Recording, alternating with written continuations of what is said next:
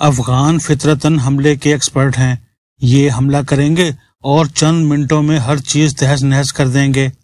آپ تاریخ دیکھ لیں، افغانوں نے انڈیا کے ساتھ کیا کیا. یہ آتے تھے، شہروں کو لوٹتے تھے، مکانوں اور کھیتوں کو آگ لگاتے تھے، انسانوں کو قتل کرتے تھے اور واپس چلے جاتے تھے. جنگی زبان میں اسے چھاپا مار کارروائی کہتے ہیں. یہ اس کے ایکسپرٹ ہیں. دوسرا، یہ اپنے مفاد میں اکٹھے ہو جاتے ہیں. ان پر حملہ ہو یا انہیں کسی ملک میں مفاد نظر آئے گا تو یہ قبائلی عصبیت اور نظریاتی اختلافات بھلا کر فوراً اکٹھے ہو جائیں گے. لیکن جو ہی مفاد ختم ہوگا یہ دوبارہ ایک دوسرے سے لڑنا شروع کر دیں گے. ان دو خوبیوں کے علاوہ ان میں خامیاں ہی خامیاں ہیں. یہ ڈسپلن نہیں ہیں. افغانستان تاریخ کے کسی بھی دور میں آزاد اور مکمل ملک نہیں رہا.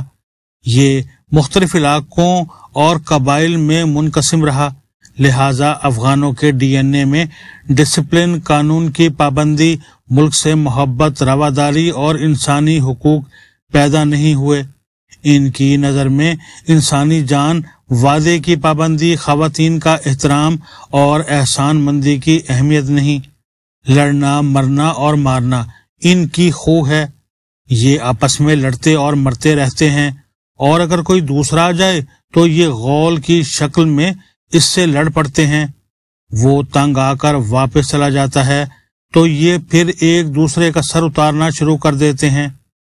سوویت یونین کے معاملے میں بھی یہی ہوا. یہ سب روس سے لڑ رہے تھے، لیکن جو ہی روسی ٹینک واپس جانے شروع ہوئے یہ آپس میں لڑ پڑے، اور اس لڑائی سے انہیں افغان وار سے 10 گنا نقصان ہوا. طالبان کا ظہور اسی خانہ جنگی کا نتیجہ تھا. طالبان آئے تو افغانستان میں امن ہو گیا اور لوگوں نے سکھ کا سانس لیا. لیکن اس کے بعد طالبان نے وہ گل کھلائے کہ امریکہ ان پر حملے کے لیے مجبور ہو گیا، اور اس کے بعد افغانوں نے ایک بار پھر افغانوں کے ساتھ وہ کیا جسے سن کر انسانیت کانپ جاتی ہے. آپ خانہ جنگی کے واقعات پڑھ لیں، آپ کی نیند اڑ جائے گی. یہ لوگ اپنے بھائیوں کو کنٹینروں میں بند کر کے صحرا میں چھوڑ دیتے تھے، اور لوگ کنٹینر میں بھوک، پیاس اور گرمی سے مر جاتے تھے. لاشوں سے بھرے یہ کنٹینر برسوں صحراؤں میں کھڑے رہے. اب سوال یہ ہے، یہ لوگ اگر اتنے ہی جاہل، سنگ دل، مطلبی اور احسان فراموش ہیں تو پھر ہم انہیں دہائیوں تک آئیڈیل کیوں سمجھتے رہے، اور ہم نے اپنے میزائلوں کے نام غوری، غزنوی، بابر اور ابدالی کیوں رکھے؟ یہ داستان بھی کم دلچسپ نہیں. ہندوستان ماضی میں 2 اکثریتوں میں تقسیم رہا، ہندو اور مسلمان. ہندو تعداد میں زیادہ تھے، لیکن یہ فطرتاً بزدل ہیں. مسلمان بہادر اور جنگجو ہیں، اور ان کی اکثریت سینٹرل ایشیا سے آئی تھی. یہ افغانی، ایرانی، ازبک، تاتاری، ترک اور عرب تھے، اور یہ ہزاروں سال سے جنگجو ہیں. ہندوستان پر 5000 سال سے سینٹرل ایشیا سے حملے ہوتے رہے. غزنویوں، غوریوں، ازبکوں اور ابدالیوں نے ماضی میں ان کی اینٹ سے اینٹ بجا دی تھی، لہٰذا یہ ان کے ناموں اور تذکروں سے بھی ڈرتے تھے. پاکستان بنا تو مسلمان آبادی سینٹرل ایشیا کی سرحد پر اکٹھی ہو گئی. ان کی سینٹرل ایشین ملکوں کے ساتھ جینیاتی، روایاتی اور مذہبی روٹس ملتی تھیں. افغان وار کی وجہ سے 1980 میں امریکہ پاکستان آ گیا، اور اس نے شروع ہی میں 2 حقیقتیں بھانپ لیں. ایک، پنجاب پاکستان کا بڑا صوبہ ہے اور پنجابی دل سے افغانوں سے نفرت کرتے ہیں. اس کی بڑی وجہ افغانوں کی لوٹ مار تھی. افغانوں کو دہلی، گجرات اور بنگال دور پڑتا تھا، پنجاب ان کے راستے میں تھا، لہٰذا یہ درہ خیبر پار کرتے ہی پنجابیوں کو لوٹنا شروع کرتے تھے اور مارتے دھاڑتے ہوئے پانی پت پہنچ جاتے تھے. یہ اگر وہاں کامیاب ہو جاتے تھے تو دہلی کو لوٹ کر واپس چلے جاتے تھے، ورنہ دوسری صورت میں پنجاب بھی ان کی لوٹ مار کے لیے کافی تھا. پنجاب ہر سال ان کے ہاتھوں تاراج ہوتا تھا، چنانچہ پنجابی انہیں پسند نہیں کرتے تھے. یہ انہیں خرکار، اغواکار اور لٹیرے سمجھتے تھے. 2. افغانستان تاریخ کے ہر دور میں عالمی طاقتوں کی گزرگاہ رہا۔ سکندر اعظم سے لے کر سوویت یونین تک ہر بڑی طاقت اسے روند کر یہاں سے گزری، لہذا افغان جینیاتی طور پر بڑی اور لمبی جنگ نہیں لڑ سکتے تھے۔ امریکہ نے یہ حقیقتیں دیکھ کر 2 کام کیے۔ اس زمانے میں یونیورسٹی آف نیبراسکا کا شعبہ centre for Afghanistan and regional studies پورے امریکہ میں تگڑا تھا۔ CIA نے اسے ٹاسک دیا اور اس نے 3 کام کیے۔ اول، اس نے پنجابیوں کے لیے مطالعہ پاکستان اور اسلامیات کا سلیبس بنایا اور اس میں افغانوں کو عظیم فاتح، کمانڈر اور عالم اسلام کا ہیرو بنا کر پیش کیا گیا۔ اسلامیات میں جہاد سے متعلق آیات، احادیث اور واقعات اکٹھے کر دیے گئے اور ان دونوں مضامین کو پاکستانی اسکولوں اور کالجوں کے لیے لازمی قرار دے دیا گیا۔ 2، امریکہ نے پاک افغان سرحد پر سینکڑوں مدارس بنوائے۔ ان کے لیے نئے علماء کرام اور اساتذہ کا بندوبست کیا گیا۔ مدارس کے سلیبس سے بھی انسانیت، رواداری اور برداشت نکال کر جہاد، کفر سے مقابلہ اور توہین مذہب ڈال دیا گیا۔ امریکہ نے اس زمانے میں پاکستانیوں کو یہ یقین دلانا شروع کر دیا سوویت یونین میں لادین اور کافر بستے ہیں، یہ مسجدوں میں گھوڑے باندھتے ہیں اور قرآن مجید کو نعوذ باللہ بستر کے طور پر استعمال کرتے ہیں اور یہ گستاخ رسول بھی ہیں۔ امریکی سپانسرڈ مدارس میں افغانوں کے ساتھ ساتھ پنجابی بھی پڑھتے تھے۔ یوں ان مدارس سے ایک نئی اور شدت پسند نسل نے جنم لے لیا اور امریکہ نے افغانوں اور پاکستانیوں دونوں کو یقین دلا دیا افغانستان ناقابل تسخیر ہے۔ یہ تاریخ کے کسی دور میں کسی قوم کے تابع نہیں رہا۔ افغان مر جاتے ہیں لیکن دوسرے کی اطاعت نہیں کرتے۔ افغانوں کو یہ بھی یقین دلا دیا گیا تم سچے مسلمان ہو اور باقی دنیا کافر ہے، اور جو تمہیں نہ مانے یا تمہارا ساتھ نہ دے وہ کافر ہے اور اس کی جان لینا تم پر فرض ہے۔ یہ سلسلہ 30 سال چلا اور اس نے افغانوں اور پاکستانیوں دونوں کا ذہن بدل دیا، اور یہ یونیورسٹی آف نیبراسکا کا کمال تھا۔ اس دوران پاکستان نیوکلیئر پاور بن گیا اور اس نے میزائل بھی بنانا شروع کر دیے۔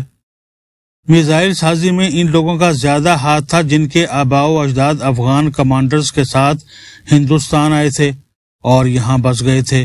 چنانچہ انہوں نے میزائلوں کے نام غزنوی، غوری، ابدالی اور بابا رکھ دیے۔ ان ناموں سے انڈین گھبراتے اور چڑھتے تھے، اور جس چیز سے انڈین کو مرچیں لگتی ہیں ہم من حیث القوم اسے اپنی زندگی کا مقصد بنا لیتے ہیں۔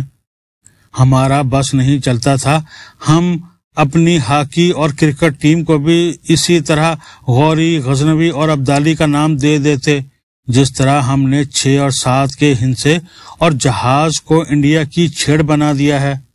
بہرحال قصہ مختصر، پروپیگنڈا اور جعلی سلیبسوں کا یہ نتیجہ نکلا، ہم نے افغانوں کے لیے اپنے معاشرے اور معیشت دونوں کا بیڑا غرق کر لیا اور افغانوں کو ناقابل تسخیر ہونے کا یقین دلا دیا، اور آج حالات یہاں تک پہنچ چکے ہیں۔ یہ ہم پر حملے کر رہے ہیں اور ہم انہیں حیرت سے دیکھ رہے ہیں۔ ہمارے پاس اب 3 آپشن ہیں اور ہمیں ان تینوں پر بیک وقت کام کرنا پڑے گا۔ اول، پاکستان تاخیر صحیح لیکن اب اندر اور باہر دونوں جگہوں پر ہارڈ اسٹیٹ کا تاثر دے رہا ہے۔ ہمیں یہ سختی مزید بڑھانا ہوگی۔ پاکستان کے کسی بھی بارڈر پر کوئی بھی خلاف ورزی ہو، اس کے ساتھ وہی سلوک ہونا چاہیے جو ہم نے جنوری 2024 میں ایران، مئی 2025 میں انڈیا اور اکتوبر میں افغانستان کے ساتھ کیا۔ ملک کے اندر بھی کسی کو سڑک بند کرنے یا کسی شہر کو یرغمال بنانے کی اجازت نہیں ہونی چاہیے۔ احتجاج جمہوری حق ہے، لیکن کسی کو یہ حق ٹریفک روک کر ادا کرنے کی اجازت نہیں ہونی چاہیے، اور یہ اصول سب کے لیے یکساں ہونا چاہیے۔ اگر یہ سعد رضوی کے لیے جرم ہے تو مریم نواز اور عمران خان کو بھی یہ حق حاصل نہیں ہونا چاہیے۔ اگر کوئی بھی شخص شٹر ڈاؤن یا پہیہ جام کی کال دے، ریاست کو اسے تیر کی طرح سیدھا کر دینا چاہیے۔ حکومت احتجاج کے لیے ہر شہر میں کوئی جگہ طے کر دے، اس کے علاوہ کسی جگہ احتجاج کی اجازت نہیں ہونی چاہیے۔ دوم، مذہب پرائیویٹ فیل ہونا چاہیے، کسی کو کسی کے عقائد پر سوال اٹھانے یا اعتراض کی اجازت نہیں ہونی چاہیے۔ جو کسی کو کافر یا بدعتی قرار دے اسے لمبی سزا ملنی چاہیے۔ عبادت کی اجازت صرف مسجد اور گھر میں ہونی چاہیے۔ سڑک، سر راہ یا کسی عوامی مقام پر عبادت پر پابندی ہونی چاہیے۔ مساجد اور مدارس کا انتظام ریاست کے پاس ہونا چاہیے۔ سلیبس بھی ریاست تیار کرے اور اساتذہ کا تعین بھی حکومت کے ہاتھ میں ہو۔ مسجدوں کو بھی ریاست ڈیزائن کرے اور یہی بنائے۔ حکومت اس کے لیے علماء کرام کا بورڈ بھی بنا سکتی ہے اور مسجدوں کا انتظام اس کے سپرد کر سکتی ہے۔ اور سوم، ملک کو نارمل بنائیں، جنگی ترانے بجانا بند کر دیں۔ قوم کو پلیز اے مرد مجاہد جاگ ذرا سے باہر نکلیں۔ ان ترانوں نے پوری قوم کو مجاہد بنا دیا ہے۔ قوم کو مجاہدوں کے ساتھ ساتھ ڈاکٹرز، انجینئرز، الیکٹریشین اور پلمبر بھی چاہیے ہوتے ہیں۔ اگر ترانہ اتنا ضروری ہے تو مہربانی فرما کر اسے اے مرد مجاہد جاگ ذرا اب وقت مشقت ہے آیا میں تبدیل کر دیں۔ عوام کو لڑائی سے ہٹا کر کتابوں، فلموں، موسیقی، مصوری، سپورٹس اور ڈیبیٹ پر لگائیں۔ بسنت جیسے تہواروں سے پابندی اٹھائیں اور شہروں میں جم اور جاگنگ ٹریکس بنائیں تاکہ لوگ کڑاہی گوشت اور مرنے مارنے سے نکل سکیں۔ اگر یونیورسٹی آف نیبراسکا نے سلیبس کے ذریعے ہمیں ایب نارمل سوسائٹی بنا دیا تو ہمیں اب پنجاب یونیورسٹی یا سندھ یونیورسٹی کی مدد سے نارمل سوسائٹی کا سفر طے کرنا چاہیے، ورنہ ڈھلوانوں کا یہ سفر ہمیں مزید پستی میں لے جائے گا اور اس کے اوپر کسی نہ کسی مذہبی جماعت کا جھنڈا لہرا رہا ہوگا۔